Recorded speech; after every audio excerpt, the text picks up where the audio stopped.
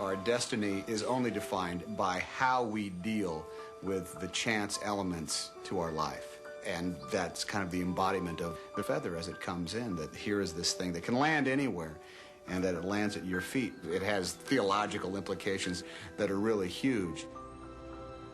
Part of the picture is about fate, about the feather blows in the wind and just touches down here or there. Was it planned, or was it just perchance?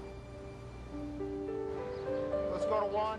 All right, so let's go back to one. We're going to widen out one a little bit. Do it again.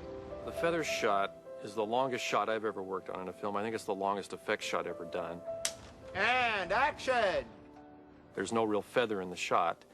We started off shooting the background in Savannah on a crane with a camera. A very elaborately choreographed camera move takes place, and all of the actors, the cars, everything had to be timed just right so the camera was always in the exact spot we wanted it to be. The feather was a blue screen feather with simply a monofilament line on it, with a fan underneath blowing it, and I'm just sort of dancing with it almost, just trying to get some moves.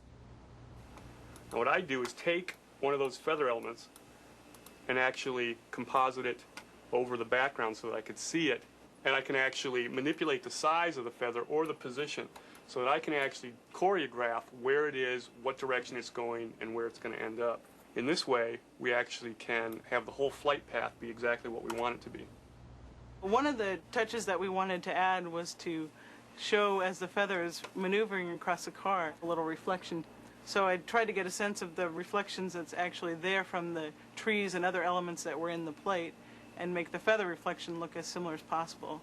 As the feather goes across, I take an image of it and sort of transform it so you can kind of see it in there just barely as it moves along over the top of the car.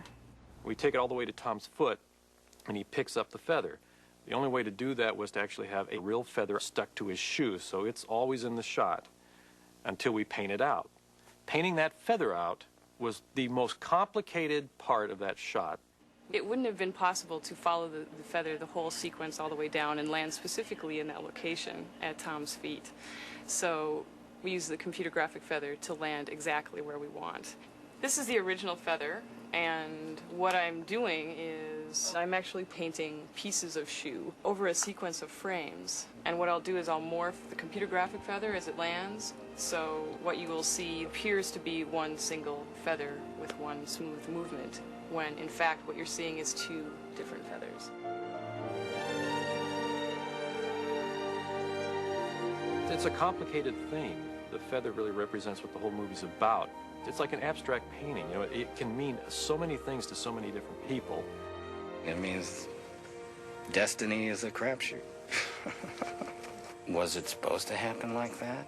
Or did it just happen like that because that's the way the feather blew?